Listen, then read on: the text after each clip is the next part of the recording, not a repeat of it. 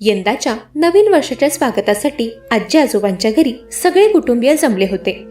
31 डिसेंबरच्या पार्टीची तयारी सुरू होती. घरात आनंदाचं वातावरण होतं, पण कोणाला माहीत नव्हतं की पुढच्या काहीच दिवसात याच घरात काहीतरी भयान घडणार होतं. आमच्या कुटुंबात मी, माझा भाऊ राजेश, आई बाबा, आजी आजोबा आणि माझे काका काकू अशी सगळी माणसं होती. आम्ही सगळे एकत्र राहत होतो. आमचं मोठं संयुक्त कुटुंब होतं. गेली 30 वर्ष आम्ही सगळे एकत्र आनंदात राहत होतो. न्यू इयरच्या 15 दिवस आधी आजोबांनी घरात मोठी बैठक बोलावली. सगळे दिवाणखान्यात जमले. आजोबा म्हणाले, यावर्षी आपल्याला घरात 31 डिसेंबरची पार्टी आणि नवीन वर्षाचं स्वागत धूमधडाक्यात करायचं आहे. हे वर्ष मी माझ्या आयुष्यातील शेवटचं वर्ष म्हणून साजरा करू इच्छितो. आजोबांचं बोलणं ऐकून सगळ्यांच्या डोळ्यात पाणी आलं. आजी म्हणाली, काय वाईट बोलताय तुम्ही? अजून तुम्ही खूप वर्ष आमच्यासोबत राहाल. पण आजोबांच्या चेहऱ्यावर एक विचित्र भाव होता. ते म्हणाले, नाही, मला माझ्या आरोग्याबद्दल माहीत आहे. या वर्षीच्या पार्टीसाठी मी 50,000 रुपये सगळ्यांना देत आहे. तुम्ही सगळे मिळून घरात सजावट करा, मिठाई आणा, नवीन कपडे घ्या. आजोबांनी एक मोठा लिफाफा काढला. त्यात पैसे होते. त्यांनी तो लिफाफा टेबलवर ठेवला. सगळ्यांनी तो लिफाफा पाहिला. 50,000 रुपये म्हणजे मोठी रक्कम होती. माझे बाबा म्हणाले, बाबा, पैशांची गरज नाही, आम्ही सगळे मिळून आयोजन करू. पण आजोबा म्हणाले, नाही, हे मी मनापासून देतोय. तुम्ही हे पैसे घ्या आणि छान पार्टीचं आयोजन करा. सगळ्यांनी आजोबांचा मान ठेवला आणि पैसे स्वीकारले. आईला त्या पैशांची जबाबदारी दिली गेली. तिने ते पैशांचं पाकिट आपल्या कपाटात ठेवलं. पार्टीच्या 3 दिवस आधी आई कपाट उघडून पैसे काढायला गेली, पण ते पैशांचं पाकिट तिथे नव्हतं. आई धडपडू लागली. तिने संपूर्ण कपाट शोधलं, पण तिला ते पैशांचं पाकिट सापडलं नाही. आईने बाबांना बोलावलं. अहो, ऐकलत का? पाकिट गायब झालं आहे. 50,000 रुपये नाही तिथे. बाबा चिंतेत पडले. हे कसं शक्य आहे?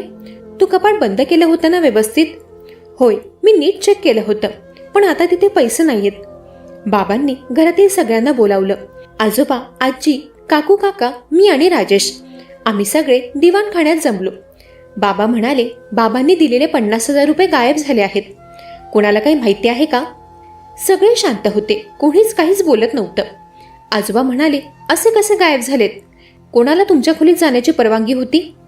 आई म्हणाली, सासूबाई आणि माझ्या जावेला खोलीत जायची परवानगी आहे. मी कधीही त्यांना आत येण्यास नकार देत नाही. काकू लगेच म्हणाली, मी कधीच तुझ्या खोलीत गेले नाही.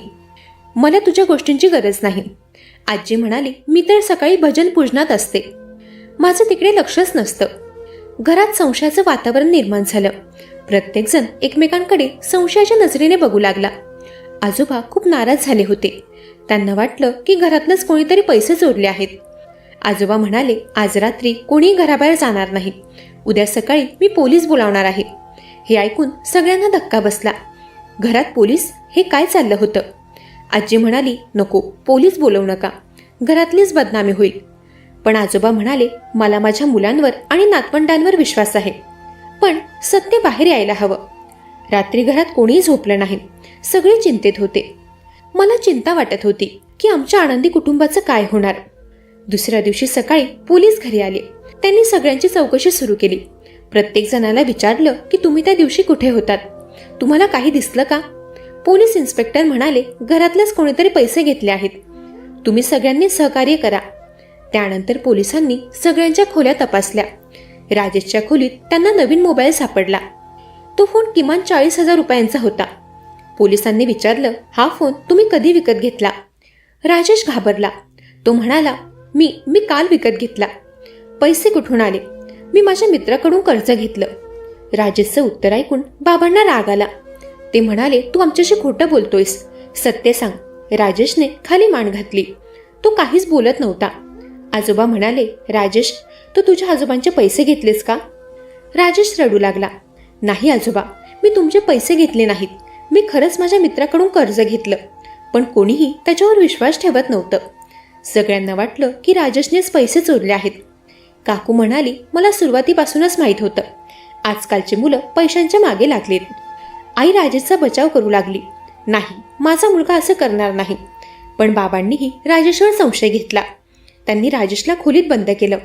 घरात वातावरण बिघडू लागलं. राजेशवर सगळे रागावले होते. आई रडत होती. बाबा चिंतेत होते. आजोबा नाराज होते. काकू आणि आई यांच्यात भांडण झालं. काकू म्हणाली, तुझ्या मुलाने चोरी केली आहे, तू त्याला योग्य संस्कार दिले नाहीस. आई म्हणाली, माझ्या मुलावर आरोप करायचं थांबव, तुझ्याकडे काही पुरावा आहे का? काकू म्हणाली, पुरावा? त्याच्या खोलीत महाग फोन सापडला, हाच मोठा पुरावा आहे. आजीने मध्यस्थी करण्याचा प्रयत्न केला, पण काकू ऐकत नव्हती. ती आईवर आरोप करू लागली की तिने राजेशला लाड करून बिघडवलं आहे. बाबा आणि काका यांच्यातही तेढ निर्माण झाली. काका म्हणाले, भाऊसाहेब, तुमच्या मुलाने चोरी केली हे तुम्ही मान्य करा. बाबा म्हणाले, पुरावा नसताना मी काहीही मान्य करणार नाही. घरात 2 गट तयार झाले. एका बाजूला आई बाबा आणि मी होते, तर दुसऱ्या बाजूला काकू काका होते. आजी आजोबा मध्येच होते. आजोबांना हे सगळं पाहून खूप वाईट वाटलं. ज्या घरात छान आनंदाचं सेलिब्रेशनचं वातावरण होतं ते घर आता कलहाने भरलं होतं. 3 दिवसांनी राजेशने खोलीतून बाहेर येण्यास नकार दिला. तो कोणाशी बोलत नव्हता, फक्त रडत होता. एक दिवस मी त्याच्या खोलीत गेले. मी म्हणाले, राजेश, तू खरं सांग, तू पैसे घेतलेस का? राजेश रडू लागला. म्हणाला, ताई, मी पैसे घेतले नाहीत. मी खरंच माझ्या मित्राकडून, अमितकडून कर्ज घेतलंय. त्याचा फोन नंबर आहे माझ्याकडे, तू त्याला फोन करून विचार. मी अमितला फोन केला. अमितने खरंच सांगितलं की त्याने राजेशला 40,000 रुपये कर्ज दिले होते. मी बाबांना हे सांगितलं. बाबांनी अमितला घरी बोलावलं. अमित आला आणि त्याने सगळ्यांना सत्य सांगितलं. अमित म्हणाला, राजेश माझा जिवलग मित्र आहे. त्याला नवीन फोनची खूप गरज होती, कारण त्याचा जुना फोन खराब झाला होता. त्याला ऑनलाईन क्लासेससाठी फोनची गरज होती, म्हणून मी त्याला पैसे दिले. सगळ्यांना राजेशची चूक नाही हे कळालं. आजोबा म्हणाले, राजेश, तू सुरुवातीला सत्य का नाही सांगितलंस? राजेश म्हणाला, आजोबा, मी घाबरलो होतो. सगळे माझ्यावर आरोप करत होते. मला वाटलं कोणी माझ्यावर विश्वास करणार नाही. आईने राजेशला मिठी मारली. माझ्या बाळा, तू आधी सांगायला हवं होतं. पण अजूनही प्रश्न होता की पैसे गेले कुठे? पार्टीच्या आदल्या दिवशी आजी अचानक आजारी पडली. तिला हॉस्पिटलमध्ये नेलं गेलं. डॉक्टरांनी सांगितलं की तिला तणावामुळे हृदयावर ताण आला आहे. घरातील कलहामुळे आजीच्या आरोग्यावर परिणाम झाला होता. सगळ्यांना वाईट वाटलं. हॉस्पिटलमध्ये आजीच्या बेडवर आजोबा बसले होते. आजोबा रडत होते. माझ्यामुळे हे सगळं झालं. मला पैशांचं नाव काढायची काही गरज नव्हती. माझ्या एका चुकीमुळे संपूर्ण कुटुंब फुटलं. डॉक्टर म्हणाले, आता पेशंटला शांतता हवी आहे. घरात सगळे शांतपणे राहा. दुसऱ्या दिवशी आजी हॉस्पिटलमधून घरी आली. तिने सगळ्यांना बोलावलं. मला काहीतरी सांगायचं आहे, असं ती म्हणाली. घरात सगळे गोंधळले. आजी काय सांगणार होती? आजी म्हणाली, ते पैसे मीच घेतले होते. सगळ्यांना धक्का बसला. आजीने पैसे घेतले? आजोबा म्हणाले, काय बोलतेस तू? आजी म्हणाली, मी पैसे घेतले होते, कारण मला वाटलं की आपल्या घरात पैसे असल्यामुळे कलह होईल, म्हणून मी ते पैसे बँकेत जमा केले. मला वाटलं की आपण सगळे आपल्या उत्पन्नातून न्यू इयर साजरी करू शकतो. आजोबा म्हणाले, पण तू आधी का नाही सांगितलं? आजी म्हणाली, मी घाबरले होते. जेव्हा राजेशवर आरोप झाले तेव्हा मला खूप वाईट वाटलं, पण मी सत्य सांगायला घाबरत होते. मला वाटलं तुम्ही सगळे माझ्यावर रागवाल. आजी रडू लागली. मला माफ करा, माझ्यामुळे घरात इतका कलह झाला. सगळ्यांना आजीची चूक कळली, पण सगळ्यांनाच आपापली देखील चूक कळली. आजोबा म्हणाले, चूक फक्त तुझी नाही, चूक माझीही आहे. मी पैसे देऊन पार्टीचं आयोजन करायला सांगितलं, पण नव्या वर्षाची सुरुवात पैशांनी नाही, प्रेमाने होते. बाबा म्हणाले, माफ कर राजेश, मी तुझ्यावर संशय घेतला. काकू म्हणाली, मी तुझ्या आईवर चुकीचे आरोप केले, मला माफ करा वहिनी. आई म्हणाली, मीही चुकीचे होते, मी देखील त्यावेळी तोंडाला येईल ते बोलले. राजेशने सगळ्यांना माफ केलं. तो म्हणाला, मीही चुकीचा होतो, मी सुरुवातीला सत्य सांगायला हवं होतं. मी म्हणाले, आपण सगळे चुकीचं होतो, आपण एकमेकांवर विश्वास ठेवला नाही. आजी म्हणाली, आता आपण सगळे एकत्र येऊया. नवीन वर्ष सुरू व्हायला अजूनही 2 दिवस राहिलेत. दुसऱ्या दिवशी आजीने बँकेतून पैसे काढले, पण आजोबा म्हणाले, नको, ते पैसे आपण दुसऱ्या कामासाठी वापरू. यावर्षी आपण पार्टीसाठी एक्स्ट्रा खर्च करायला नको, जे आहे तसंच सेलिब्रेशन करू.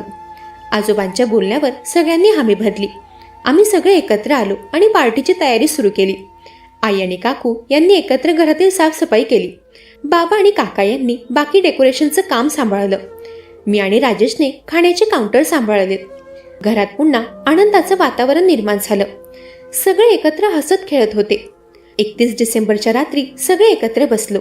आजोबा म्हणाले, मुलांनो, या वर्षीची ही पार्टी मला आयुष्यभरासाठी आठवेल.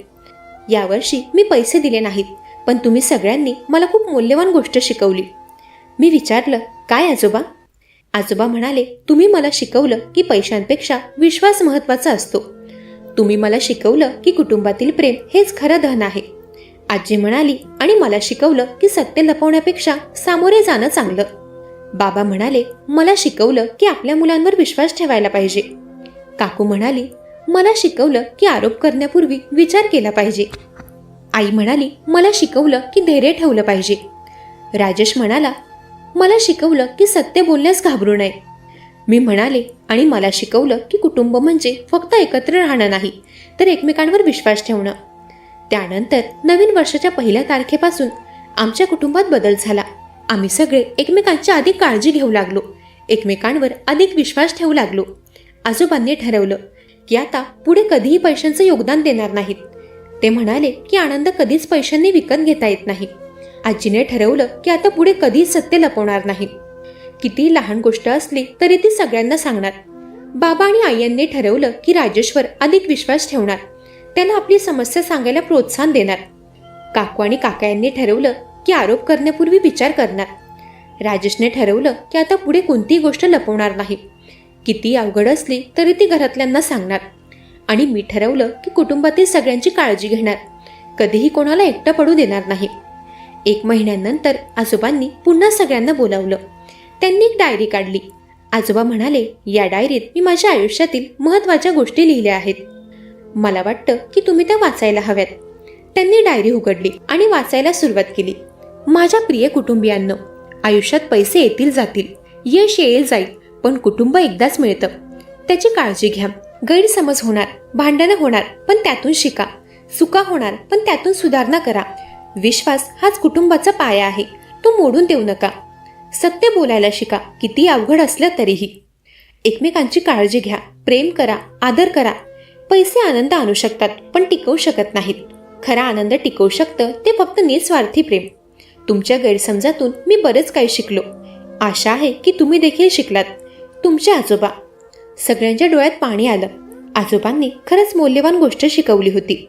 आज जेव्हा मी मागे वळून बघते, तेव्हा मला त्या वर्षाच्या शेवटच्या दिवसाची आठवण येते. त्या गैरसमजाने आम्हाला बरंच काही शिकवलं.